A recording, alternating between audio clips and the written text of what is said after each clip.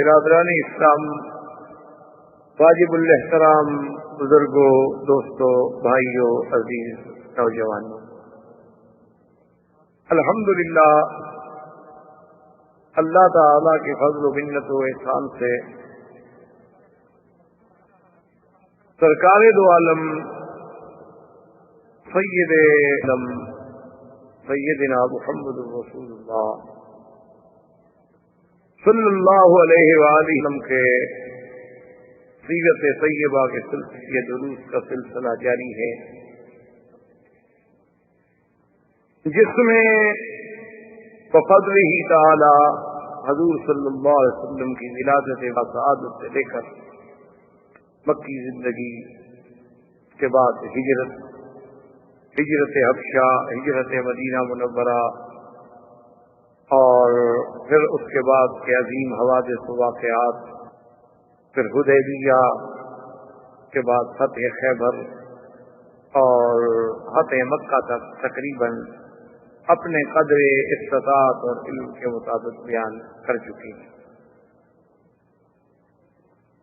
حضور صلی اللہ علیہ وسلم نے مکہ مکرمہ فتح ہونے کے بعد تقریباً 16 دن حضور پاک نے مکے میں قیام فرمایا اس عرصے میں، اور اسی ضمن میں جیسا کہ آپ سب نے سن چکے ہیں کہ حضرت خالد بن الولید رضی اللہ تعالیٰ عنہ اور اکرمہ کا ٹکرا ہو گیا، جس میں اکرمہ کے 23 ساتھی مارے گئے اور اکرمہ فرار۔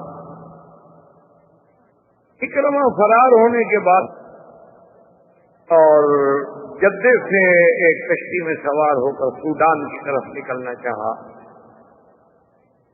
تو یہ ایک عجیب اتفاق ہے کہ اکرمہ فرار ہو چکا ہے، لیکن اس کی بیوی جو تھی وہ مسلمان ہو گئی، ابو جہل کی بہو اور اکرمہ کی زوجہ۔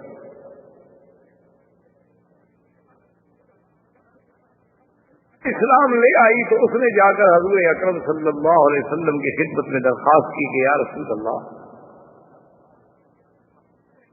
میں مسلمان ہو گئی ہوں، میرا خامن جو ہے وہ فرار ہو گیا ہے خوف سے، کیونکہ اس کو پتا ہے کہ سب سے بڑے دشمن کا وہ بیٹا ہے، اور اس نے بھی اپنی دشمنی کی انتہا کی کہ اس وقت بھی کہ جب پورے مکے پہ حضور صلی اللہ علیہ وسلم کا کنٹرول ہو گیا لیکن پھر بھی وہ لڑا، تو کیا اگر میرا خامن اسلام قبول کر کے آپ کی دربار میں حاضر ہو تو کیا آپ اس کا اسلام قبول فرما لیں گے؟ آپ اور فرمایا تم نہیں ہو، تم بھی تو ابو جہل کی بہو ہو نا، لیکن کیونکہ اسلام آپ نے قبول کر لیا ہے بس ختم ہو گئی بات۔ کیونکہ مسلمان کی دوستی، عداوت اور دشمنی جو ہے وہ خالص اللہ کے لیے ہوتی ہے، الحب فی اللہ والبغض للہ۔ ہماری دوستیاں جو ہیں وہ کسی ذاتی اغراض پہ مبنی نہیں ہوتی۔ تو اس کی بیوی بھی اس کے پیچھے چلی گئی۔ خدا یہ ہے کہ اکرمہ جس کشتی میں سوار تھا وہ کشتی جو تھی طوفان میں پھنس گئی۔ جب وہ طوفان میں پھنس گئی، جتنے مشرکین، جتنے لوگ سوار تھے، وہ سب کے سب جب یقین ہو گیا کہ اب ہم ڈوبنے والے، اس کے بعد فوراً یا اللہ یا اللہ یا اللہ ہمیں نجات عطا فرما، یا اللہ۔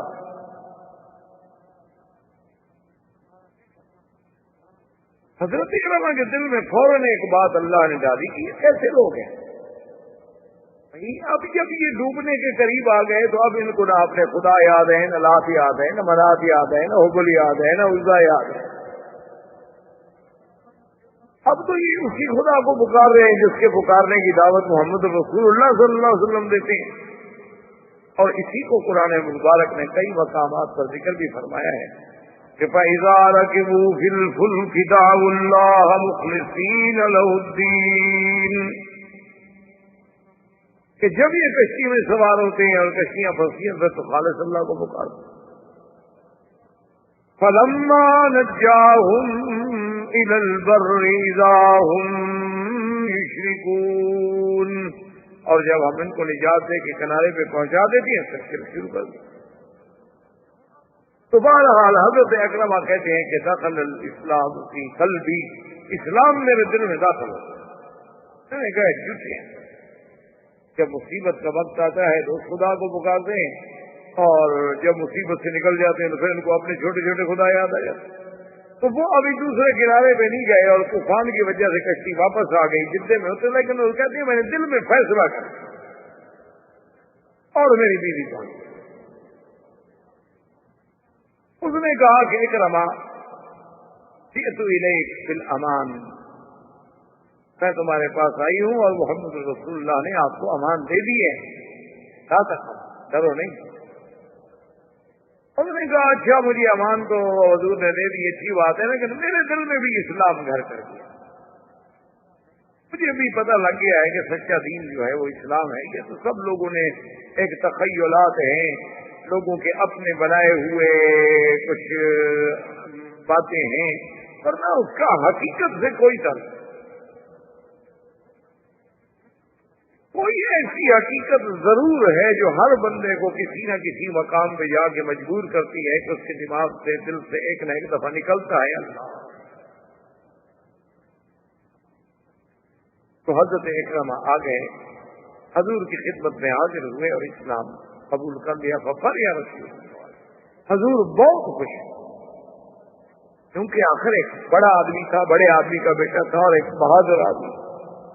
ایسے لوگ، بڑے بڑے لوگ جو جائیں نا، جب سیدھے ہو جائیں تو پھر چھوٹے لوگ تو بہت جلدی ٹھیک ہو۔ اسی اثنا میں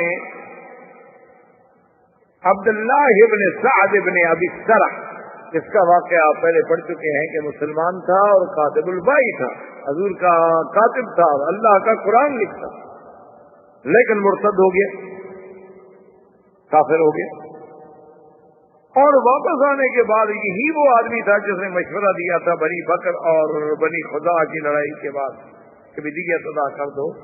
یہ مرتد ہو گیا اور کافروں کو آ کر یہ کہتا تھا کہ بھئی وہ قرآن پاک جو ہے وہ تو جیسا حضور پہ ہے وہ میں بھی لکھ سکتا ہوں۔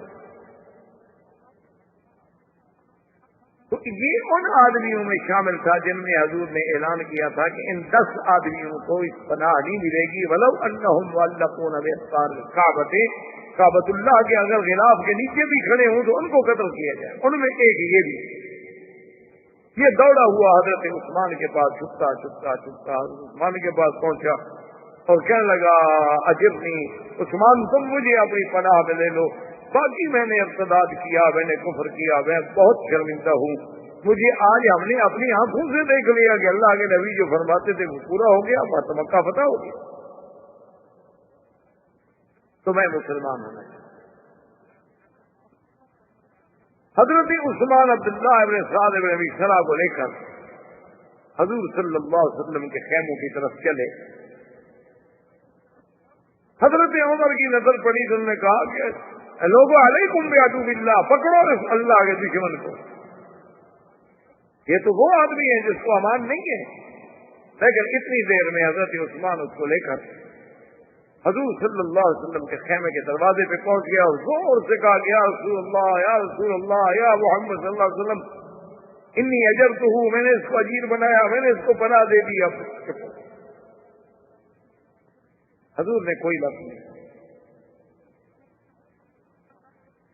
اور یہ عبداللہ ابن سعد ابن ابی سرح جس بندے کا قاتل تھا، اس کا بھائی جو ہے وہ بھی اس وقت حضور کے سامنے موجود بیٹھا ہے۔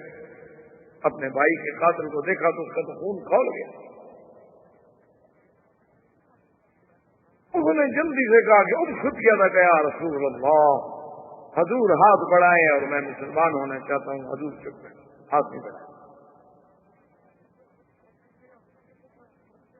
تھوڑی دیر گزری، اس نے کہا اب خود کیا تھا کہ یا رسول اللہ، حضور ہاتھ بڑھائے، میں مسلمان بیعت کرنا چاہتا ہوں۔ ہاتھ لے کے کھڑا ہے، حضور نے ہاتھ نہیں بڑھایا۔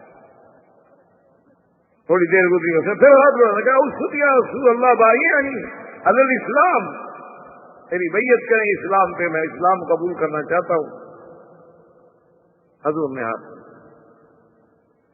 حضور چپ، خاموش۔ اس نے چوتھی دفعہ جب ریکویسٹ کی، حضرت عثمان نے بھی کہا یا رسول اللہ، اب تو وہ اسلام لانا چاہتا ہے۔ اور اسلام سارے گناہوں کو مٹا دیتا ہے، مہربانی فرمائیں۔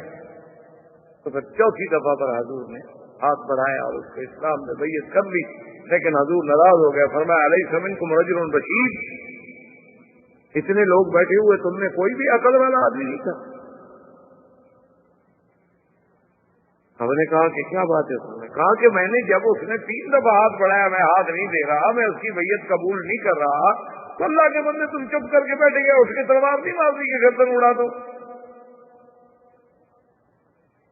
اب اس کا مقتول کا جو بھائی بیٹھا انہوں نے کہا واللہ یا رسول اللہ لو اشرتنی بعینی، حضور خدا کی قسم ہے میرے تو بھائی کا قاتل ہے، میں تو بالکل ضبط کر کے بیٹھا، اگر آپ تھوڑا سا مجھے اشارہ کر دیتے میں اللہ میں اس کے ٹکڑے کر دیتا۔ حضور نے فرمایا ما ينبغي لنبي ان يكون خائنة الاعين، اللہ کے نبی کی شان یہ نہیں ہوتی کہ وہ آنکھوں سے لوگوں کو اشارے کرے، بس تم سمجھ جاتے تو سمجھ جاتے، نہیں سمجھے تو اس کی قسمت، تو بچ گیا۔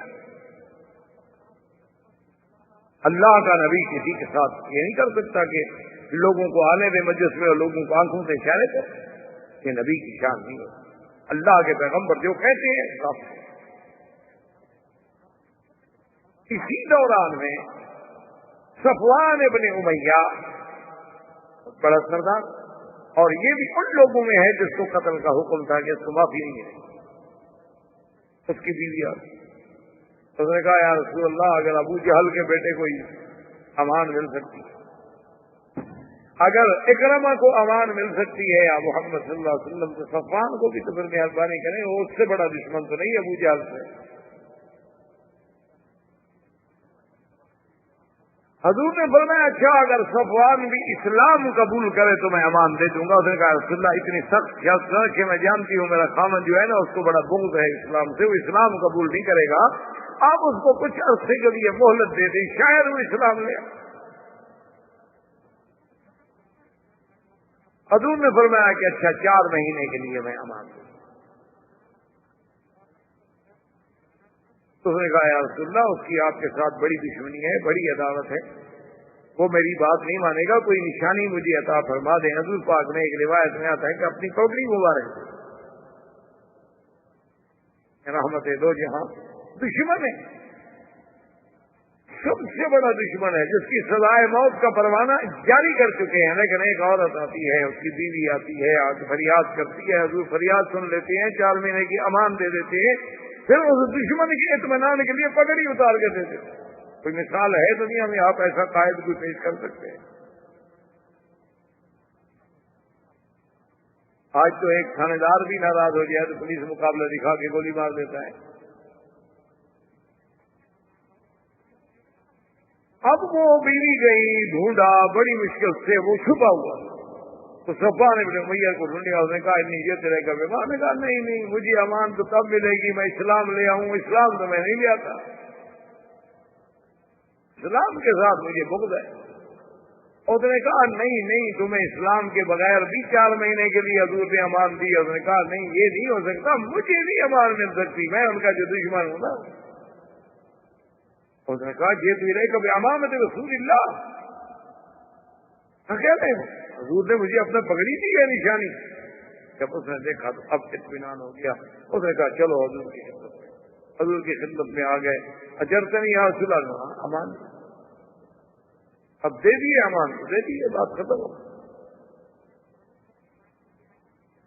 ان تمام واقعات سے فارغ ہونے کے بعد، عورتوں کی بیعت کر لینے کے بعد، مکہ مکرمہ کے انتظام و انسلام کو سنبھالنے کے لیے سب سے پہلے امیر جو ہیں حضور صلی اللہ علیہ وسلم نے عطاب ابن عصیب کو بنایا کہ تم یہاں کے اب امیر ہو، گورنر ہو، حاکم ہو، اب سارے معاملات تم نے سنبھالنے ہیں، اور اس دفعہ 8 ہجری کے حج کے امیر بھی تم ہو، تمہاری قیادت میں حج ادا ہوگا، کیونکہ حضور نے پہلا امیر حج بنایا ہے 8 ہجری میں عطاب ابن عصیب ہیں، 9 ہجری میں حضور پاک نے امیر حج بنایا سیدنا ابی بکر کو، اور 10 ہجری میں حضور صلی اللہ علیہ وسلم خود حجۃ الوداع پہ تشریف لے۔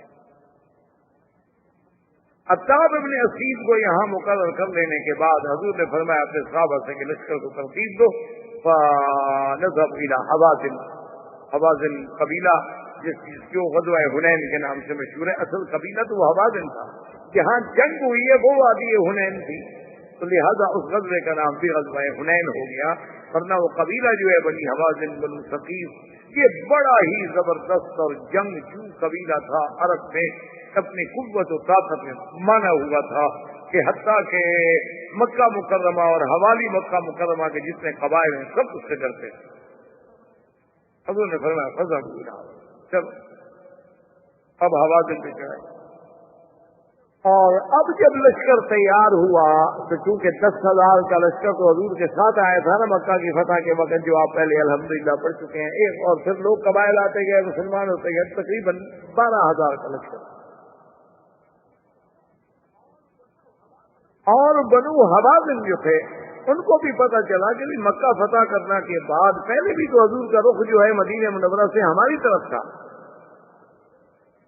اور پھر عین ہمارے سرحدوں پہ آنے کے بعد یکدم آپ مکہ کی طرف بدل گئے، تو ہمیں حضور معاف تو نہیں کریں گے، مقابلہ تو ہوگا، لہٰذا ان نے بھی اپنی مکمل تیاری کر دی، اور ان کا اصل سردار جو تھا وہ عروۃ ابن مسعود الثقفی، عروہ بڑا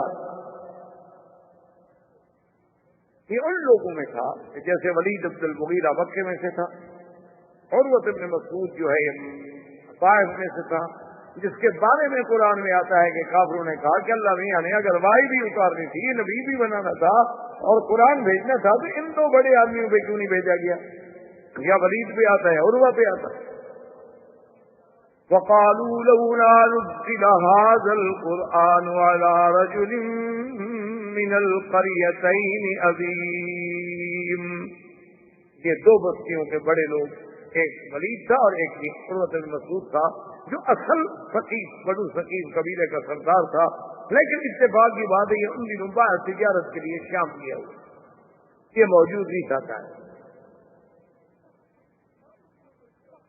اب انہوں نے مشورہ کیا کہ بھئی ہمارا اصل سردار تو ہے نہیں،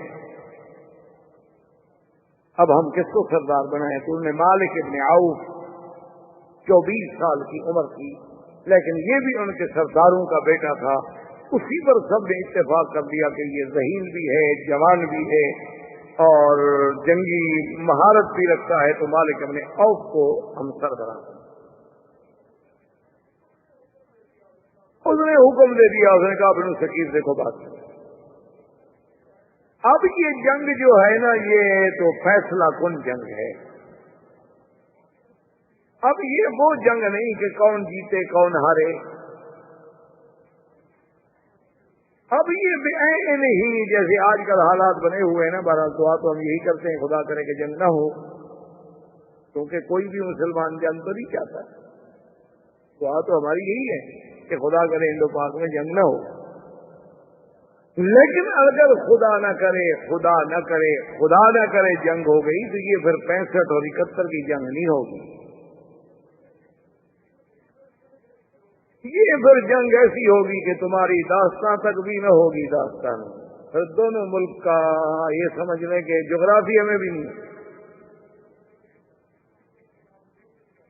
کیونکہ اب دونوں جو ہے نا جی وہ اس طرح اللہ معاف کرے اللہ معاف کرے اللہ معاف کرے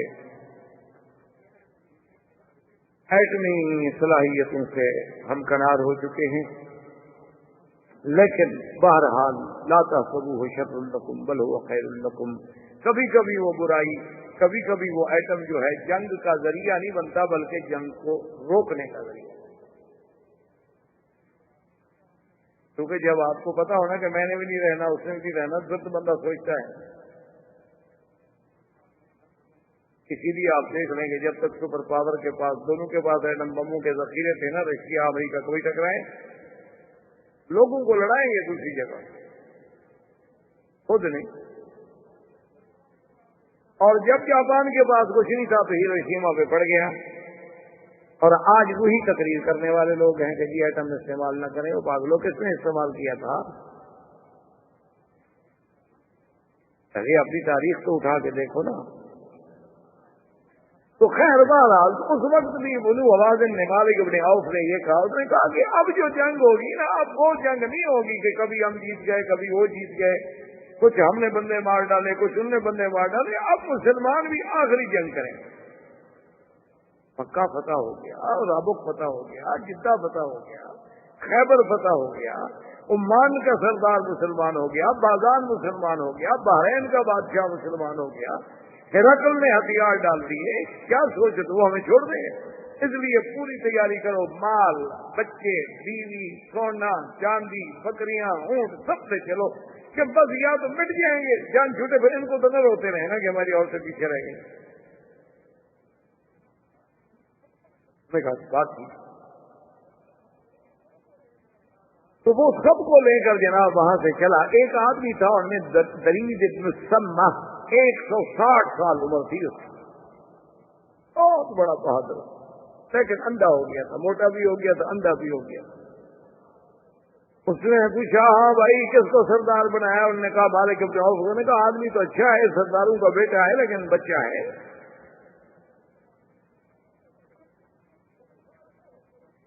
اس نے کہا کیا حکم دیا؟ اس نے کہا یہ حکم۔ نے کہا ٹھیک ہے، اب جو ہونا تھا ہو گیا، تمہارا سردار حکم دے چکا ہے، لیکن مجھے لے چلو مالک ابن عوف کے پاس۔ مالک ابن عوف کے پاس کو پکڑ چکر کے لے آئے۔ وہ نابینا ہو چکا تھا، موٹا بہت تھا، 160 سال کی عمر تھی، تو اندھا بھی ہو گیا تھا، تو اب اس کو پکڑ کے لاتے تھے تو لے آئے۔ تو اس نے کہا کہ تم نے اچھا تو نہیں کیا یہ فیصلہ، بہرحال اب تم نے کر لیا ہے تو ایک بات کا خیال رکھو کہ میدان جنگ جو ہے وہ تم اپنے منشے سے منتخب کرو۔ اگر میدان جنگ کے انتخاب میں بھی مسلمان سبقت لے گئے تو پھر تم بازی نہیں جیت سکتے۔ تو 160 سال ہو گیا مجھے جنگیں لڑتے ہوئے، تو اس لیے تم ابھی سے ایڈوانس کرو تاکہ جنگ جو ہے وہ ہمارے علاقے میں نہ ہو۔ صحیح لوگ ہمیشہ دوسری جگہ لڑاتے ہیں نا کہ ہمارا ملک تو محفوظ رہے۔ اور دوسرا اس نے کہا کہ میرا مشورہ یہ ہے کہ جب لشکر کو ترتیب دو تو اس کے آخر کے اندر جو ہے نا جی آپ کے بچے وغیرہ ان کو بھی اونٹوں پر بٹھا کے، تاکہ اور کچھ نہیں تو دور سے مجمع تو بہت نظر آئے گا، ان کو پتا تھوڑا ہے کہ یہ عورتیں ہیں یا مرد ہیں۔ اسی لیے بعض صحابہ کہتے ہیں خدا کی قسم معلوم یہ ہوتا تھا کہ جنگ حنین میں تو 80,000 کا لشکر ہے دشمنوں کا، تو بہرحال ان کے لشکر کی تعداد جو تھی وہ 20,000۔ تو وہاں سے نکلے مسلمان، یہاں سے نکلے۔ اسی دور میں حضور پاک صلی اللہ علیہ وسلم نے حضرت خالد کو حکم دیا کہ عزا ایک بہت بڑی ان کی عبادت کا اور بت تھا، جس کے بارے میں وہاں نعرے لگائے تھے ابو سفیان نے جنگ احد کے موقع پر کہ لن العزا ولا عزا لکم، عزا ہمارے ساتھ ہے اس لیے آج غلبہ اور عزت ہمارے ساتھ۔ حضور نے فرمایا عمر جواب دو اللہ مولانا ولا مولا لکم۔ حضور نے حکم دیا کہ خالد جا کے عزا ختم۔ حضرت عزا کے مقام پہ پہنچے، وہاں کوئی درخت تھے، کوئی دیوی دیوتا بنے ہوئے تھے، خود شت بنے ہوئے تھے، توڑا پھوڑا، واپس آ گئے۔ حضور نے فرمایا ہاں کیا کیا؟ حضور توڑ دیا۔ آپ نے فرمایا نہیں تم نے کچھ نہیں کیا، تم نے کچھ نہیں کیا، عزا کو تو تم نہیں مارا ہے۔ کیا حضور ابھی توڑ کے آ رہا ہوں؟ نہیں پھر جاؤ۔ حضرت خالد پھر گئے، تو وہاں فرماتے ہیں جب میں گیا تو میں نے کیا دیکھا؟ فرأیت امرأة شاطئة الشعر، ایک عورت ہے ایسے بال کھلائے ہوئے ہیں اور ایسی شکل ہے خطرناک کہ کوئی بڑا جیدار بندہ بھی دیکھے نا تو ایک دفعہ تو اس کا دل ہل جائے۔ سر میں مٹی پڑی ہوئی ہے، بدصورت ہے، بد شکل ہے، اور وہاں بیٹھی ہوئی ہے کہ عزا عزا عزا عزا پکار رہی ہے کہ مدد کر، آج تیرے دشمن پھر تجھ پر حملہ کرنے کے لیے آ رہے ہیں، ان کو تو ہلاک کر دے، ان کو تو برباد کر دے، ان کو تو ایسا کر دے۔ حضرت خالد بھی اتنی دیر میں اوپر پہنچے، ماری ایک تلوار، ٹکڑے ٹکڑے کر کے کیا تو بڑی عزا کو پکارنے والی آ گئی۔ اصل کیا تھا؟ تلبیس ابلیس نامی ایک کتاب ہے، کبھی آپ لوگوں کو پڑھنے کا موقع ملے۔ یہ ساری جنات کی ایک حرکت ہوتی ہے جس کی وجہ سے لوگ جو ہے نا گمراہیوں میں اور شرک میں اور کفر میں مبتلا ہو جاتے ہیں۔ وجہ کیا ہوتی ہے کہ پہلے آپ کے دماغ میں ڈالے گا کہ جناب اس مزار پر اس 30 رات کی قبر پہ جاؤ، منت مانو، 3 راتیں تم رات دن وہاں رہ کے حضرت کی مزار پہ بیٹھے رہو، بس تمہارا کام ہو جائے گا۔ ایک دل میں خیال رکھنا. اور جب تمہارا کام ہو جائے نا تو پھر اتنا حضرت کی مزار پہ ملاپ چڑھانا ہے، اتنی تم نے وہاں دمبے بکرے ذبح کرنے ہیں، اتنے دن تم نے سبیل لگانی ہے. لیکن جب تمہارا کام ہو جائے بس منت حضرت کی مان لو، اور 3 راتیں اور 3 دن جو ہے نا تم نے مزار پہ بیٹھے رہے، بس وہاں بیٹھے رہو اور حضرت سے سلام پڑھتے رہو، اور ساری رات بیٹھنا ہے، جاگنا. اب جناب آدمی بیٹھے ہوئے تھوڑی سی نیند کا ذرا غلبہ، انسان ہے غلبہ ہوتا ہے، تو وہ شیطان خود جو ہے چھپ کر آواز دیتا ہے کہ میرے مرید فلاں جاؤ تمہارا کام ہم نے کر دیا. بس اب تو اس کو لاکھ مولوی مکی تقریریں کرتا پھر وہ کہے گا میں جناب خود آواز سن کے آ رہا ہوں. کمال کرتے ہیں مولوی، کہتے ہیں قبر والے بہتر نہیں کہتے، میرے ساتھ خود قبر والے نے بات کی ہے. بس وہ تو پھر پکی گمراہی میں گیا نا جی، اس کو تو اللہ اب نکال دے تو نکال دے، پر میں کوئی مولوی کی تقریر سن نہیں کرتا. کہتے کمال کی بات کرتے یار، میں نے خود بازار سے آواز سنی ہے، مجھے مرشد نے خود پکار کے کہا ہے کہ جاؤ تمہارا فلاں کام، میرا نام لیا انہوں نے، فلاں ابن فلان جاؤ تمہارا کام ہم نے کر دیا. چلو ان کو کیسے پتا تھا میرے نام کا؟ مرشد تو راضی ہوئے تو میرے بارے میں سارے مطلع ہو گئے. تو یہ اصل میں ابلیس کے حملے ہوتے ہیں، اور لوگ سمجھتے ہیں بیچارے کہ ہاں جی صاحب قبر نے میری مشکل حل کر دی، سمجھتے ہیں کہ اس مزار سے میری مشکل حل ہوگی. اصل میں وہ سارا اس کے پس منظر میں اس کا. اچھا پھر جنات کے پاس اتنی طاقت ہے کہ 1 سیکنڈ میں ابھی آپ ان کو یہاں سے بیٹھے بیٹھے گئے پاکستان چلے جائیں گے، جو کہیں لے کے 1 منٹ میں آ جائیں. اچھا وہ ایسا ویسا کام بھی آپ کا کرا دیتے ہیں، دوسرے کو ڈرا دیا، اٹھا کے پھینک دیا، مار دیا، اور ڈر گیا، کام ہو گیا آپ کا. میں کہا ٹھیک ہے، دیکھو نا مرشد نے جو کہا تھا نا بالکل اسی طرح. اور اس نے اچھا کبھی کبھی یہ کہتے ہیں اچھا بھی تم میرے مرشد مرید ہو، تم جاؤ اور فلاں وظیفہ پڑھتے ہوئے جاؤ، راستے میں تمہیں ایک بکری نظر آئے گی، ڈرنا نہیں، وہ بکری خود بن جاتا ہے.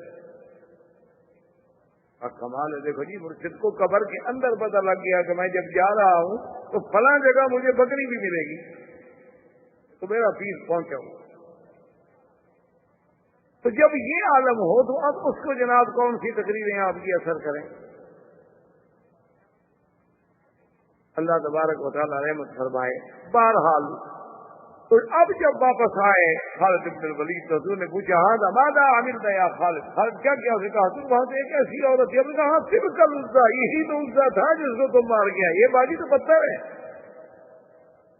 اصل تو وہی تھا شیطان الجن والانس کہ عزا بن کے لوگوں کو گمراہ کر رہا تھا. اصل تو وہی تھی وہ عورت جنیہ جس کو تم نے مارا ہے. یہ تو ایک نام ہے، بت بنا ہوا ہے تو علامت ہے ظاہر، اصل تو وہ ہے. اب تم نے واقعی کام کیا. اب حضور صلی اللہ علیہ وسلم نے اپنے لشکر کو چلایا اور ادھر سے مالک بن عوف نے اپنے لشکر کو چلایا. اب اتفاق کی بات یہ ہے کہ وہاں سے چلتے چلتے مکہ اور طائف کے درمیان میں ایک وادی ہے، وادی حنین. اس وادی میں اور بڑی ہی عظیم وادی ہے اور بڑا اچھا مقام ہے، اسی جگہ پر آ کے انہوں نے اپنی فوج کو روک دیا. انہوں نے کہا بھی اب طائف سے ہم کافی دور آ گئے اور یہ وادی بہت اچھی ہے، زمین اچھی ہے، پانی ہے، اور اگر مسلمان حملہ آور ہوں گے تو چاروں طرف پہاڑ ہیں، ان کو تو پھر پہاڑوں کے اوپر سے آنا پڑے گا. انہوں نے اپنی فوجوں کو وہاں روک دیا. حضور صلی اللہ علیہ وسلم پہاڑوں کے اس طرف رک گئے، لیکن صحابہ کے دل و دماغ میں عجیب سی بات آ گئی، کہنا کہ یار کمال ہے، مکے کے قریش ہمارے سامنے نہیں ٹھہر سکے تو یہ بنو ثقیف کیا ہے، اور بنو ثقیف کیا ہمارا مقابلہ کر سکتے؟ ان کو تو ہم پاؤں کے نیچے راؤنڈ ڈالیں گے. اللہ کو تکبر پسند نہیں. اسی لیے قرآن کہتا ہے نا کہ وَيَوْمَ حُنَيْنٍ إِذْ أَعْجَبَتْكُمْ كَثْرَتُكُمْ، کہ حنین والے دن تمہیں تمہاری کثرت پر، تمہارے عدد پر، تمہاری طاقت پہ ناز تھا کہ آج ہم 12,000 کا لشکر.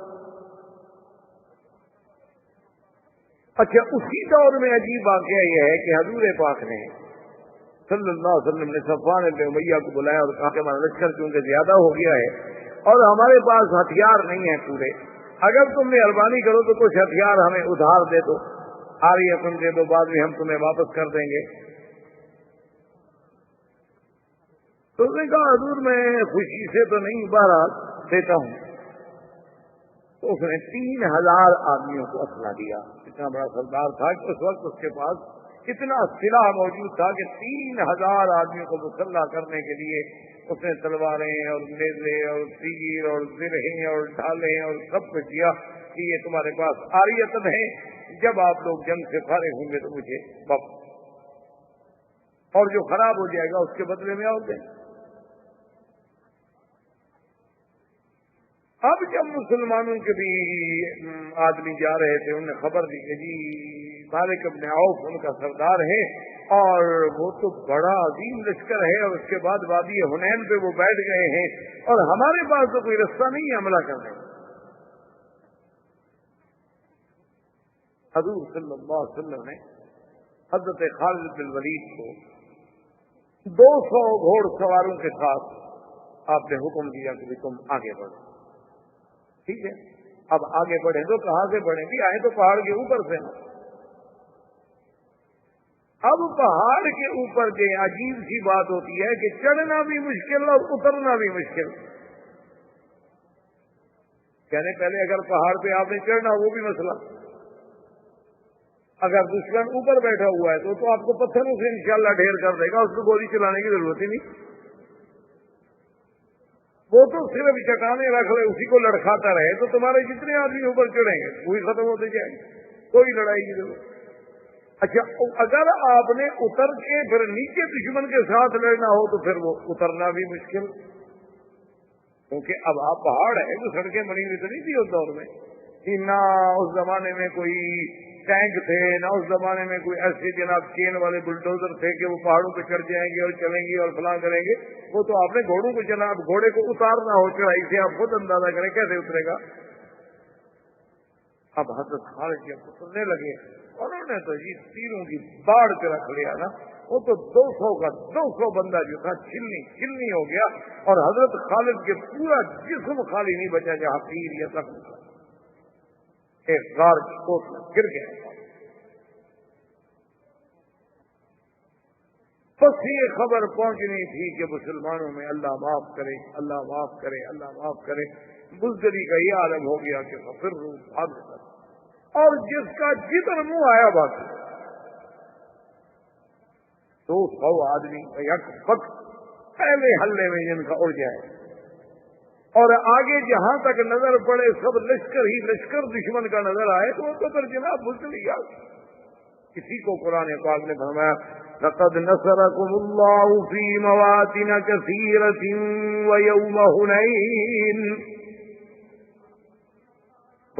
هنين إذ أعجبتكم كثرتكم فلم تغن عنكم شيئا.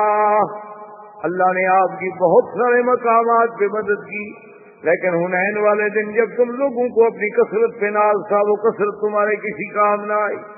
وَضَاقَتْ عَلَيْكُمُ الْأَرْضُ بِمَا رَحُبَتْ، اور اللہ کی یہ وسیع زمین جو تھی تم پہ تنگ ہو گئی کہ اب کدھر جائیں. ثُمَّ وَلَّيْتُمْ مُدْبِرِينَ، اور تم پھر پیٹ دے کے بھاگے. حضور کو خبر ملی کہ یہ حال ہو گیا، دیکھ رہے ہیں صحابہ بھاگ رہے. حضور صلی اللہ علیہ وسلم خود اٹھے، آگے بڑھے، اور اسی اثنا میں حضرت عباس ابن عبد المطلب ہم رسول اللہ حضور کے قریب آئے، اور عباس ابن عبد المطلب جو تھے نا، ان کو اللہ نے اتنی آواز دی تھی ماشاءاللہ، اتنی یعنی یہ رفیع الصوت تھے، اتنی بلند آواز تھے کہ یہ اگر ویسے شوق سے کبھی آواز لگاتے تو 4-4, 5-5, 6-6 میل تک ان کی آواز سنی جاتی تھی اس دور میں. حضور نے فرمایا عباس بلاؤ صحابہ کو، کدھر بھاگ رہے ہو؟ حضرت عباس نے اب جناب زور سے آواز دی، الیہ عباد اللہ، الیہ عباد اللہ، یا صحاب بیت الرضوان، یا صحاب بیت الشجرہ، یا صحاب فتح مکہ الی رسول اللہ. زور زور سے آواز دی. تو اب جناب آواز سننے کے بعد بھی جو کچھ لوگوں کے قدم جمے رکے تو صرف 100 آدمی لوٹا، 12,000 میں. حضور پاک نے جب اپنے ارد گرد دیکھا تو صرف 100 آدمی اور 2 عورتیں ہیں. حضور نے دیکھا تم کون ہو؟ کہا ام ہمارا. تم کون ہو؟ کہا ام حکیم. کیا ہے تمہارے ہاتھوں میں؟ نے کہا خنجر.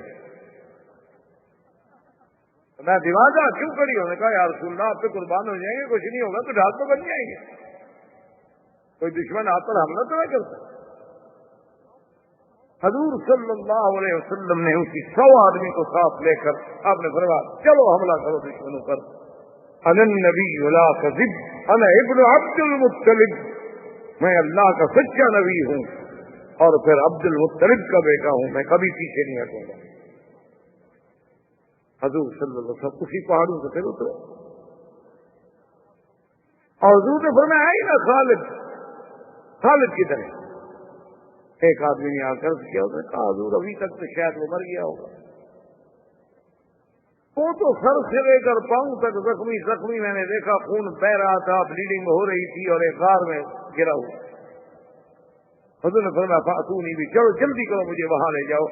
جب آئے تو حضرت خالد کو کوئی ہوش نہیں, خون بہ رہا ہے, سارے بدن پہ زخم ہے. حضور پاک نے ہاتھ پھیرنا شروع کیا, ہاتھ پھیرتے گئے خون بند ہوتا گیا, ہاتھ پھیرتے گئے زخم ٹھیک ہوتے گئے. اتنی دیر لگی کہ خالد کھڑا. معجزۃ لرسول اللہ, حضور کا معجزہ ہے مبارک ہے. بس یہاں ہاتھ پھیرتے گئے, بس وہیں اسی وقت زخم بھی مندمل ہو گئے, سارے علاج بھی ہو گئے, خون بھی بند ہو گیا, ویکنس بھی ختم ہو گئی. حضور فرمایا خالد تمہیں کیا کرو؟ کہا حضور میں اب میں چلو حملہ کرو. ہم نے دیکھا 100 آدمی, لیکن یہ ہے مقام نبوت و مقام شجاعت. صحابہ کہتے ہیں واللہ اذا حمل وطیس اذا اشتد الحرب اذا قامت الحرب على ساقها, خدا کی قسم جب جنگ کی آگ بھڑک اٹھتی تھی نا, ہم حضور کا سہارا لیتے تھے, حضور کے ساتھ کھڑے ہوتے تھے کہ حضور ایسے بہادر ہیں کہ حضور سے قدم پیچھے نہیں ہٹتے. حضور صلی اللہ علیہ وسلم اسی 100 کے لشکر کو لے کے آگے بڑھے, اور اس کے بعد صحابہ کہتے ہیں کہ ہمیں کوئی پتہ نہیں لگا, ایسے معلوم ہو جیسے کالی کالی چونٹیوں کا ایک بادل اوپر سے آیا اور ایسے ہمارے اوپر آ گیا. ہم حیران دیکھ رہے ہیں کیا ہے. ہم نے کہا ہو سکتا ہے وادیوں میں جو سبزہ ہے, وادیوں میں آبادیاں ہیں, اس کی وجہ سے یہ شاید کچھ چیزیں ایسی اٹھی ہوں کہ بھی بالکل چھوٹی نملتن سودا, کیا چھوٹی سیاہ رنگ کی چونٹیاں ہوتی ہیں نا, ایسی معلوم ہوا کہ ایک بادل ہے ان کا, اور بادل ایسے بیٹھتے بیٹھتے بیٹھتے بیٹھتے ہمارے اوپر آ گیا. اور ہم ابھی سوچ رہے ہیں کہ یہ کیا ہے, اور اسی کو اللہ نے بتایا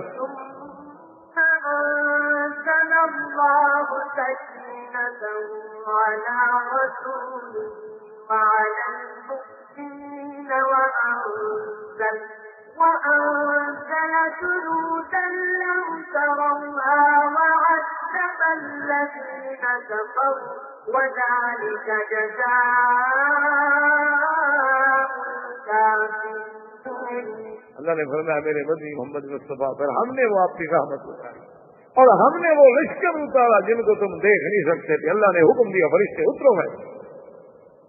اب بنو ثقیف نے دیکھا کہ یہ سفید پوش ہیں, سفید گھوڑے ہیں سب کے, اور ہزاروں کی تعداد بھاگے.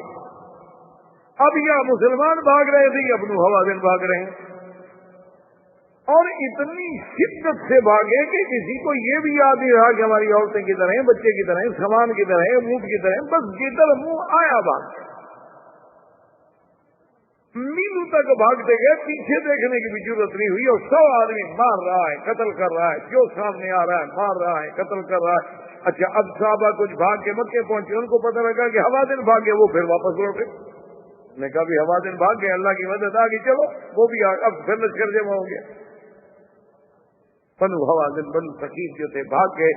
مالک ابن عوف نے لیا ایک بستی تھی, اس نے اس کا ایک بہت بڑا قلعہ تھا, اس نے جا کر فوراً اس قلعے میں پناہ لے لی, اور وہی اس نے پھر کوشش کی کہ سب لوگوں کو جمع. کہا بھی کیوں بھاگ گئے؟ ان کے ساتھ تو کوئی لشکر نہیں, ان کا لشکر نہیں, ہم نے تو دیکھا لاکھوں کی تعداد میں گھوڑوں کے لشکر تھا, اور سب کے سفید کپڑے, سب کی سفید لباس, سفید وردی, سفید گھوڑے. اس نے کہا کہ اچھا ٹھیک ہے, لیکن بہرحال لشکر کو جمع کرو. घबराने की बात नहीं है। पहले वो भाग गए, अब हम भाग गए, चलो ताइफ के किलों के अंदर मुहासिर हो जाओ, बंद हो जाओ, अब हम लड़ेंगे, चलो आएंगे मुसलमान, लेकिन अब हम ताइफ में किलों के अंदर बंद होके लड़ेंगे, अब हम मैदान में नहीं। अल्लाह की शान देखें कि जब वो सारे भाग गए, अब जब मुसलमानों ने उनको संभाला, माले गनीमत को जमा किया, तो 24,000 तो वो जनाब ऊंट छोड़ गए, 40,000 बकरी छोड़ गए, 3,000 औरतें छोड़ गए, और पता नहीं कितना सोना चांदी अंबाल सारा माले गनीमत जमा करके हजूर ने फरमाया वापस चलो और जिर्राना की तरफ बढ़ो, जिसे आजकल आप बड़ा उमरा कहते हैं। इस जिर्राना के मकाम पर हजूर सल्लल्लाहु अलैहि वसल्लम तशरीफ ले आए और यहाँ हजूर ने आकर अपना कैंप लगा दिया और इंतजार किया कि इंतजार। जब सारा लश्कर जमा हो गया, अब हजूर ने हुक्म दिया कि भी ताइफ से हमला। जब ताइफ से जाकर मुहासरा किया, वो तो किले बंद हो गए, मुसलमान बाहर बैठे हैं, वो अंदर बैठे। ये वो पहला मौका है जहां मुसलमानों ने दब्बाबाद कहते थे, दब्बाबाद कहते थे कि वो एक लकड़ी का बहुत बड़ा ऐसे कमरा बना लेते, आगे उसके बड़ा मोटा किस्म का चमड़ा लगा देते और उसको पानी के साथ तर रखते। इतना बड़ा होता था वो, यानी लकड़ी का कमरा बना हुआ जिसके अंदर 100 आदमी तकरीबन बैठ जाए, और पीछे से उसको धकेला जाता था, नीचे उसके व्हील लगाए जाते थे, कभी धकेलते ले जाओ, अगर दुश्मन तीर बरसाए तो तीर लगता नहीं कि आगे इतना मोटा चमड़ा है कि तीर को नहीं काट सकता, और अगर वो आग फेंके तो वो पानी मार रहे हैं अंदर से, भीगा हुआ है, आग भी नहीं लगती। तो जब वो करीब आ जाएंगे किले के दीवारों के, तो अब पीछे अंदर 100 आदमी छुपा हुआ है, वो मौका देखकर फिर किले की दीवार को तोड़ता है उसकी पनाह में। तो ये सबसे पहले दब्बाबाद इस्तेमाल हुए, लेकिन बड़ू सकीर भी समझदार थे, उन्होंने कहा तीर भी काम नहीं कर रहे, नेज़े भी काम नहीं कर रहे, आग भी काम नहीं कर रहे, उन्होंने कहा आने दो दब्बाबाद को। जब दब्बाबाद करीब है, उन्होंने पत्थर मारने शुरू कर। अब पत्थर से तो खर्च उनका होता नहीं था, पत्थर से नतीजा ये निकला कि दबाव टूट गए और मुसलमानों को फिर पीछे। अब आगे बढ़ रहे हैं, पीछे हट रहे हैं, आगे बढ़ रहे हैं, पीछे हट रहे हैं, लेकिन नतीजा हजरत खालिद बिन वलीद रज़ी अल्लाह तआला अन्हु घोड़े पे सवार होकर उनके किले की दीवारों के साथ चले जाते और कहते मैं युबारिलुनी, ओ बनु सकीफ बड़े बहादुर बनते हो, निकलो मैदान में। अब जनाब हजरत खालिद दावत दे रहे हैं, पुकार रहे हैं, अभी बाहर आओ, मुकाबला करो, निकलो, कौन है मेरे में। अब्दी आलैल ने ऊपर से कहा, उसने कहा खालिद 1 साल तक दावत देते रहो, हम निकलते नहीं है मुकाबले पर, हम जानते हैं तुम क्या कहना चाहते हो, हमें पता है तुम क्या कहना चाहते हो, तुम क्या करना चाहते हो, कि हमारे कम से कम 1-2 बड़े तो निकलेंगे इसी तरह, हम नहीं निकलते और हमारे पास सब कुछ है, 2 साल तक बैठे रहो, हमें क्या कर सकते, हम बाहर नहीं लड़े। आज क्या करें, बाहर निकलते नहीं, दीवार हम तोड़ नहीं सकते। इसी असना में अभी महजन सकफी और हजरत उमर की आपस में बात। हजरत उमर ने कहा कि क्या फर्रारून बुज़दिल, चूहे की तरह दिलों में छुपे हुए हो, अपने आप को कहते थे हम बड़े शेर हैं, और शेर मैदानों में आके लड़ता है, ये तो चूहे का काम है कि दिल में घुस जाओ, उधर से निकल जाओ, उधर से निकल जाओ, ये को बहादुरी है।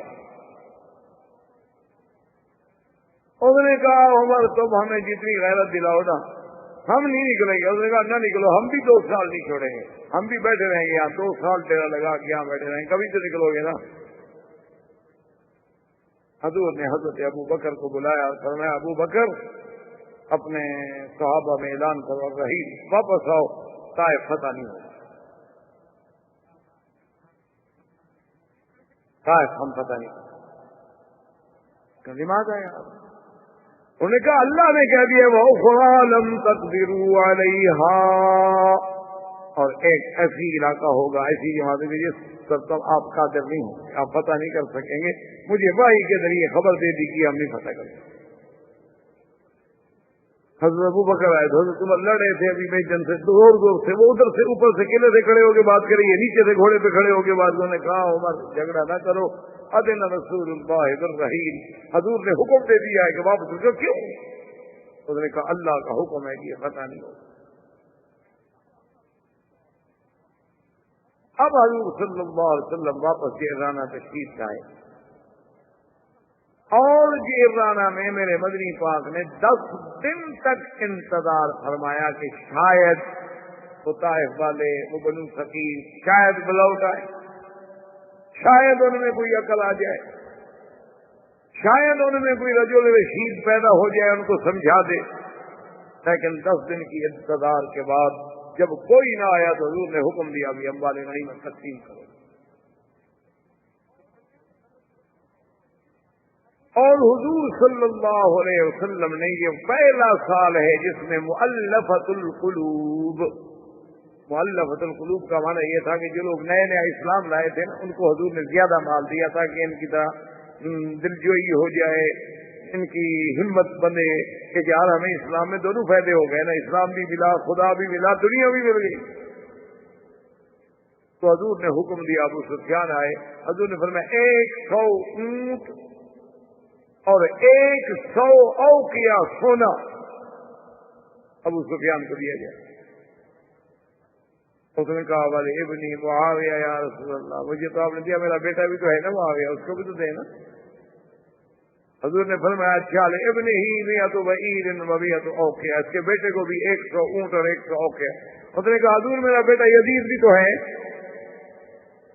حضور نے فرمایا اس کو بھی 100 اونٹ دے دو اور 100 اوقیہ سونا دے دو. جب سارا سونا اکٹھا کیا گیا حضور نے فرمایا لے جاؤ. اس نے کہا حضور کسی کو حکم نے مجھے اٹھا کے حضرت کا خیمے تک پھر چلے جائے. آپ نے فرمایا نہیں اٹھانا تمہیں ہوگا، جب تمہیں دنیا کی اتنی محبت ہے تو اس کو اٹھاؤ خود. اب ابو سفیان اٹھا رہا ہے، 300 اوقیہ سونا اٹھانا کو آسان تو نہیں ہوتا. اب جناب اٹھاتا ہے، گر جاتا ہے، اٹھاتا ہے، فضا ہے کرو. حضور ہنس رہے ہیں کہ دیکھو کیسے یہ دنیا کی محبت ہے ان کے دلوں. حضور نے فرمایا اقرا ابن حابس کو بھی 100. صفوان ابن امیہ حالانکہ کافر ہے، اس نے 3000 آدمی کو ہتھیار دیا تھا، آپ نے فرمایا اس کو بھی 100. یہ اصحاب المعین. پھر اس کے بعد ایک عربی آیا، اس نے کہا حضور مجھے دیں. آپ نے فرمایا اس کو اتنی 100 بکری دے دو. 100 بکری؟ ہم نے کہا ہاں اچھا ساری میری ہوگی. انہوں نے کہا وہ تو صحابی کہتے ہیں کہ وہ عربی بکریاں جب ہم نے دی نا پھر پیچھے دیکھے کوئی آ تو نہیں رہا چھیننے کے لیے، مذاق تو نہیں کی گئی میرے ساتھ. بدو تھا نا جنگل کا بیچارہ، تھوڑا دور آگے بکریاں لے جائے، پھر کھڑا ہو کے دیکھے کوئی آ تو نہیں رہا، پھر چھین لیں گے. جب تسلی ہو گئی تو بھاگا اپنی قوم کے پاس آیا، کہنے لگا عجیب عجیب رسول اللہ، او پاگلو بے وقوف نہ بنو، اسلام بھی ملتا ہے بکریاں بھی ملتی ہیں، چلو مسلمان ہو جاؤ. ساری قوم کو لے کے آیا، سب اسلام. نے کہا یہ 2 فائدے ہو رہے ہیں، مال بھی مل رہا. اسی اثنا میں قیدیوں میں جب عورتیں پکڑی گئی تھیں، کیونکہ 3000 تو عورت تھی نا، تو قیدیوں میں ایک عورت شور مچا رہی ہے، فاتونی و رسول اللہ، فاتونی و رسول اللہ، جلدی کرو مجھے حضور کے پاس ہے، انا اخت رسول اللہ، انا اخت رسول اللہ، میں تو حضور کی بہن ہوں، مجھے تم نے گرفتار کیا ہوا ہے، کون ہے مجھے گرفتار کرنے والا؟ صحابہ کہتے ہیں اللہ ہمارا ہے نا اخت النبی، حضور کی کوئی بہن نہیں. اس نے کہا انا اخت رسول اللہ، میں حضور کی بہن ہوں، انا اخت محمد صلی اللہ علیہ وسلم، مجھے لے چلو اپنے نبی کے پاس. کہتے ہیں حیران ہو گئے، 60 سال 65 سال کی بوڑھی عورت ہے اور کہتی ہے میں حضور کی بہن ہوں. حضور کے سامنے جب آئے تو حضور نے فرمایا من انتی؟ اس نے کہا اما عرفتنی یا رسول اللہ، حضور آپ نے مجھے نہیں پہچانا؟ آپ نے فرمایا نہیں ما عرفتک. کہنے لگی حضور آپ نے مجھے نہیں پہچانا، ابھی تک تو مجھے وہ یاد ہے کہ آپ نے اپنے دانتوں سے مجھے یہاں نشان لگایا تھا، ابھی تک تو نشان ہی کھڑا ہے. میں آپ کو کندھے پہ اٹھاتی تھی حضور، آپ نے مجھے دانتوں سے پکڑ لیا تھا، میری بوٹی نکال لی. انت شیما بنت الحارث بنت حلیم السعدیہ، تم شیما ہو؟ انہوں نے کہا حضور میں شیما ہوں. آپ نے فرمایا ہاذی بنت اختی من الرضاع، یہ واقعی میری بہن ہے، میرے اس کی ماں کا میں نے دودھ پیا ہے. فقام رسول اللہ، حضور کھڑے ہو اور فرمایا آپ چھوڑ دو اس کو، اور جتنا اس کا مال ہے، اس کا سامان ہے، اس کا گھر ہے، سب واپس کر، سب کا سب واپس کر دیا.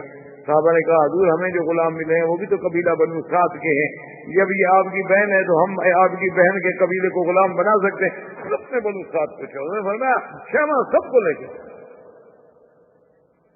میں نے کہا حضور اب کہاں لے جاؤں، مجھے کلمہ تو پڑھا دیں. میں کلمہ تو پڑھ لوں، کم از کم میں جنت میں جانے کی حقدار تو بچ جاؤں. محمد فاسلمت شیما، بی بی شیما مسلمان ہو گئی.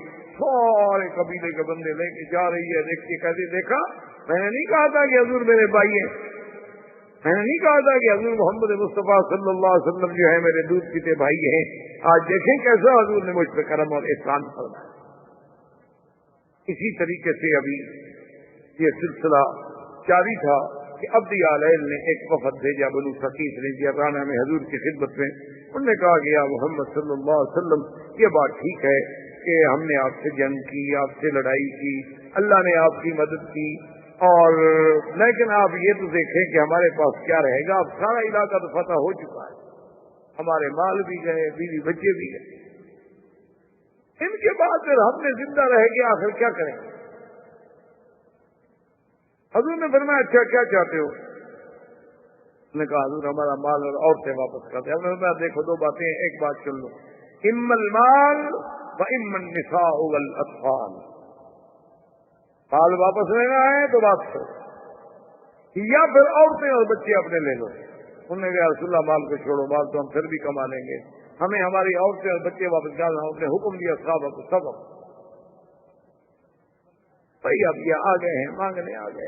آپ نے فرمایا کہ بنو ثقیف تمہیں اتنا ہوش بھی نہیں آیا کہ میں 10 دن یہاں بیٹھا ہوا ہوں، میں نے 10 دن تک مال غنیمت تقسیم نہیں کیا، تمہیں اتنی عقل نہیں آیا بدبختوں کے پہلے آ جاؤ تو میں مال بھی تمہیں واپس دے دوں. انہوں نے کہا حضور بہرحال اب آپ کے ہمارے درمیان میں جنگ تھی، وہ جب چلے گئے تو حضور نے دعا کی، فرمایا اللہم ایت ثقیفا، اللہم ایت ثقیفا وہدہم الی الاسلام. یا اللہ ثقیف کو میرے پاس لے آ اور اسلام کی ہدایت بھی نصیب کر دے. اتنا بڑا جنگجو قبیلہ. حضور صلی اللہ علیہ وسلم نے یہ رانا میں اتنے دن قیام کرنے کے بعد پھر آپ نے عمرہ فرمایا، اور تمام نظام جو تھا وہ عتاب ابن اسید کو دینے کے بعد حضور صلی اللہ علیہ وسلم واپس مدینہ منورہ کی طرف لوٹے. اور وہ اپنے مسعود الثقفی جو تھا، جو اصل سردار تھا بنو ثقیف کا، وہ شام سے لوٹا، اسے پتہ چلا کہ یہ ہو گیا ہے. وہ پھر طائف نہیں گیا، بجائے المدینہ سیدھا مدینے میں آ گیا. انہوں نے کہا حضور اتنی ہوئی تو اصل میں کلمہ پڑھنا چاہتا ہوں، مجھے کلمہ. میں نے سمجھ لیا آپ سچے ہیں، کلمہ پڑھ لیا، اور اس کے بعد نے کہا حضور مجھے اجازت دیں ادعو قومی الی الاسلام، میں اپنی قوم کو اسلام کی دعوت دینا چاہتا ہوں. حضور نے فرمایا اذن فاقتلوک یا عروہ، تم اسلام کی بات کرو گے تمہاری قوم تمہیں قتل کر دے گی. اس نے کہا حضور اجازت دیں میں قوم کو دعوت دیں. انہوں نے کہا فاقتلوک، تمہیں قتل کر دیں گے. اس نے کہا حضور آپ اجازت تو دیں، میں اپنی قوم کو جانتا ہوں، میں ان کو کم از کم اسلام کی دعوت تو دوں. ہم نے فرمایا فاقتلوک یا عروہ، تمہیں قتل کر دیں گے. اس نے کہا اگر اللہ کے راستے میں شہید ہو گیا تو.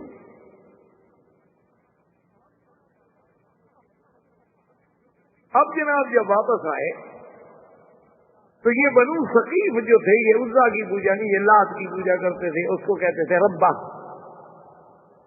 جب باہر سے آتے تھے تو پہلے ربا کے پاس جاتے تھے، وہاں سلام پڑھتے تھے، اور اس کا چومی چاٹی کرنے کے بعد پھر گھر میں جاتے تھے.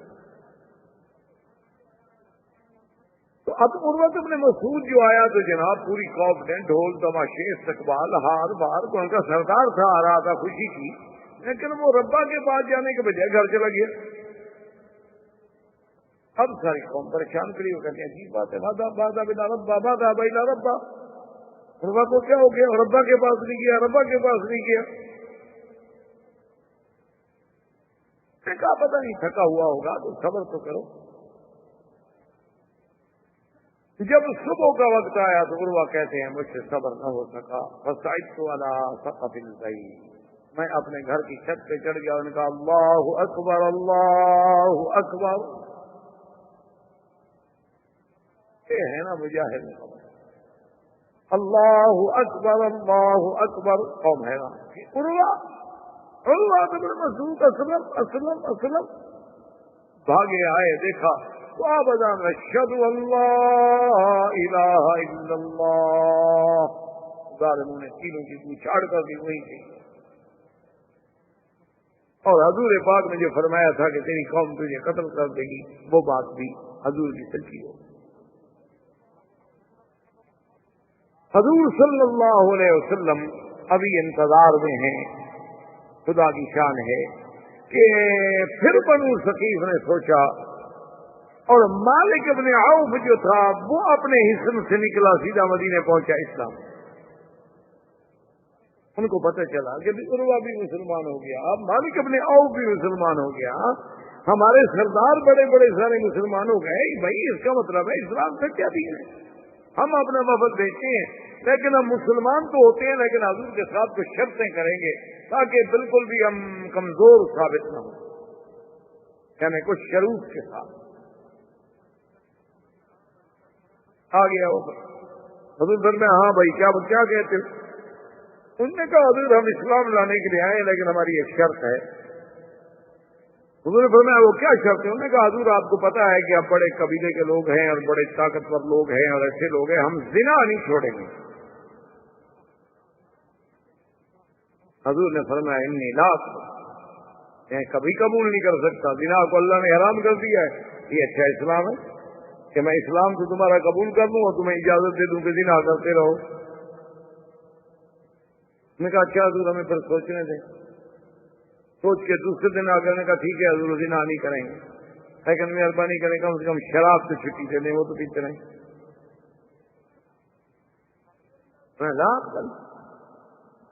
میں تو اللہ کے حدود کو نہیں توڑ سکتا، میں تو اللہ کا نبی ہوں اور اللہ کے احکام کا پابند ہوں، یہ کون سا اسلام ہے جس میں شراب پینے کی اجازت دے دی جائے؟ اچھا حضور پھر سوچیں، پھر تیسرے دن آ گیا، انہوں نے کہا اچھا حضور دیکھیں ہم کلمہ بھی پڑھتے ہیں، اسلام بھی لاتے ہیں، لیکن زنا بھی نہیں کریں گے، شراب بھی نہیں کریں گے، مہربانی کریں سود والے بات ختم نہ کریں، ربا جو ہے نا ہمارا بہت پیسہ پھنسا ہوا ہے، اور پھر وہ اتنا پیسہ ہمارا رک جائے گا اور آئندہ کے لیے ساکھ ہماری ختم ہو جائے گی۔ جیسے آج مسلمان ڈرتے ہیں نا جی کہ اگر ہم نے سود کو حرام کر دیا، پاکستان میں یہی بڑا مسئلہ چلا ہوا ہے نا کہ جی اگر سود حرام ہو گیا تو جن کا سود ہے وہ چکر، اچھا جو قرضے ہم نے لیے ہوئے ہیں باہر کے ملک ہمیں کیا کہیں گے؟ کہ ایک بڑی ذمہ دار شخصیت نے یہاں مجھے مکہ مکرمہ میں کہا کہ وکیل صاحب آپ کہتے ہیں ٹھیک ہے کہ باقی سود اللہ کے ساتھ جنگ ہے، باقی سود جو ہے حرب ہے، باقی سود جو ہے یہ حرام ہے، لیکن ہم تو مجبور ہیں کہ جو ہم نے ورلڈ بینک سے IMF سے ادھر سے قرضے لیے ہوئے ہیں، جب ہم ان کو کہیں کہ ہم سود نہیں دیتے تو ہماری حیثیت کیا ہوگی؟ اچھا جی آپ تو ویسے بے وقوف ہیں، گھبرا رہے ہیں۔ ہم نے کہا جی وہ کیسے؟ میں نے کہا جی یہ پرسنل ترمیم اور یہ سارے قوانین جن کے تابع انہیں اسلحے دینے بند کر دیے، امدادیں بند کر دی، کیونکہ جی ہماری پارلیمنٹ میں ایک کارکن نے، ایک رکن اسمبلی نے ایک ترمیم پیش کی تھی، منظور ہو گئی۔ وہ کہتے ہیں جناب یعنی صدر جو ہے وہ کہتا ہے کہ میں چاہتا ہوں، میں جانتا ہوں، میں سمجھتا ہوں کہ آپ کے جہازوں کے پیسے ٹھیک ہیں، جہاز ہم نے آپ کو بیچے تھے، پیسے ہم نے آپ سے لیے تھے، جہاز ہمارے پاس کھڑے ہیں، اس جگہ کا کرایہ بھی ہم لے رہے ہیں، باقی آپ کے ساتھ ظلم ہوا ہے، لیکن ہم کیا کریں کہ اسمبلی میں ایک قانون پاس ہو چکا ہے، اس کے تابع ہم آپ کو دے نہیں سکتے، ہم اس قانون کے آگے مجبور ہیں، اس میں ترمیم کرنے کے لیے ہم کوشش کریں گے۔ نے کہا جی اگر وہ اپنے ایک رکن اسمبلی کی پیش کردہ ترمیم منظور کرانے کے بعد یہ حق رکھتے ہیں کہ پیسے بھی کھا جاؤ، جہاز بھی پی جاؤ، کرایہ بھی لیتے رہو، کھڑے بھی تمہارے ملک میں رہیں، تو ہم بھی کہہ دو جی ہمارے اسلام نے فیصلہ کر دیا ہے حرام نہیں دیتے، ہماری بھی اسمبلی کا فیصلہ، ہماری پارلیمنٹ نے پاس کر دیا، السلام علیکم۔ میں تو چاہتا ہوں کہ آپ کا پیسہ واپس ہو، لیکن کیا کریں، اسمبلی نے پاس کر دیا، یہ تو حل ہے لیکن سوال یہ پیدا ہوتا ہے کہ اتنی قوت و توفیق اور ایمان بھی تو ہو نا. اصل بات تو وہی ہے کہ ایمان ہو. تو باہر انہوں نے کہا جی حضور نے فرمایا نہیں ایسا اسلام ہم قبول نہیں کرتے جس میں ربا ہو. نے کہا اچھا جی پھر سوچیں. چوتھے دن پھر آ گئے. انہوں نے کہا حضور چلو ہم زنا بھی نہیں کریں گے, شراب بھی نہیں پیئیں گے, سود بھی نہیں لیں گے, لیکن ایک مہربانی کریں وہ ہماری ربا جو ہے نا, ہمارا بت جو ہے جس کی ہم پوجا کریں اس کو نہ توڑیں. بس کتنا مہربانی, اتنا رعایت ہماری کر دیں آپ کہ اس کو ہمارا جو وہ روزہ ہے نا وہ رہے, وہ ہمارا اڈا جو ہے نا وہاں آ کر ہم پھر قوالی کہاں کریں گے. پھر ہم مجرا رونق ملا کہاں جی کریں گے اگر یہ بھی اجر گیا بات تو مسجد میں تھوڑی کرنے دیں گے آپ کو. اس کے لیے بھی تو ہمیں کوئی مقام چاہیے نا. حضور نے فرمایا لا اقبل, میں یہ بھی قبول نہیں کر سکتا. اللہ نے مجھے حکم دیا غیر اللہ کی پرستش کو مٹانے کے لیے اور میں کہوں کہ تمہاری ڈبہ رہ جائے. انہوں نے کہا اچھا حضور صرف جاؤ سوچو. پھر آ گئے 5 دن کے بعد. حضور فرمایا کیا کہتے ہو؟ انہوں نے کہا اچھا حضور ایسا کریں کہ ہم ربا کو نہیں توڑیں گے. دیکھیں نا ہم چلو کلمہ ہم پڑھ لیتے ہیں مسلمان بھی ہو جاتے ہیں, ہم اس کو نہیں توڑیں گے اور آپ اگر توڑنا چاہتے ہیں تو توڑ دیں, اور جو آدمی توڑے گا اگر تو اس کو کچھ ہو گیا پھر ہم ذمہ دار نہیں ہیں. پھر یہ نہ کہنا کہ آپ کی ساتھ نہیں کوئی فکر نہ کرو آپ تمہیں ذمہ دار نہیں. حضور پاک نے فرمایا کہ جاؤ اپنی قوم کو کہو ہم قبول کرتے ہیں. حضور نے حضرت عمرو بن العاص کو بھیجا کہ ان کے ساتھ جاؤ ربا کو توڑو اور سب قوم اگر کرے تو بیعت علی الاسلام لے لو. اب یہ راستے میں پھر جناب بشیرے میں لگ گئے. انہوں نے کہا ایک بات سن, ایسا کرتے ہیں کہ عمرو بن العاص جا رہا ہے ہمارے ساتھ, اس کو عزت کے ساتھ لے جاؤ. یہ جب ربا کو توڑے نا 2 دن صبر کرو, اگر اس کو کچھ ہو گیا ہم مسلمان نہیں ہوں گے پھر تو ہماری ربا ٹھیک ہے, ہم دوبارہ اس کو بنا لیں گے. کیا ہے خدا ٹوٹ گیا پھر بنا لیں گے. تو بناتے پہلے بھی تو ہم نے بنایا تھا نا, ہم ایک دفعہ پھر بنا لیں گے, کیا فرق پڑتا ہے. اور اگر اس کو کچھ نہ ہوا نا تو اس کا مطلب ہے کہ ہم جو کچھ کرتے رہے بے وقوفی کرتے رہے, کیونکہ اگر اس میں کچھ زور ہو تو اپنے توڑنے والے کا بھی کچھ نہ بگاڑ سکے تو ہماری کیا مدد کرے گی. نے کہا ان کا دل میں چھپاؤ, یہ بات کسی کو نہیں کہیں. حضرت عمرو بن العاص آئے, جناب لیا کلاڑا کھڑے ٹوٹے ٹکڑے کر کے مٹی وٹی ساری اٹھا کے پھینک کے سیدھی کر دی. 2 دن گزر گئے کچھ نہیں ہوا. آگے انہوں نے کہا جی اب ہمیں پتہ لگ گیا اسلام سچا مذہب ہے, ہم صحیح مسلمان ہیں. فاسلموا, سب کے سب اسلام لے آئے. حضور پاک صلی اللہ علیہ وسلم نے اسلام قبول فرما لیا. اب اس کے بعد 9 ہجری جو ہے یہ عام الوفود ہے کہ پھر جناب وفد کے وفد, جس کو قرآن کہتا ہے اذا جاء نصر اللہ والفتح ورأيت الناس يدخلون في دين الله افواجا فسبح بحمد ربك واستغفره انه كان توابا. اب ہر طرف سے فوجیں لا رہی ہیں, سب اسلام میں داخل ہو رہے ہیں. زندگی باقی تو بات باقی. واللہ تعالی اعلم.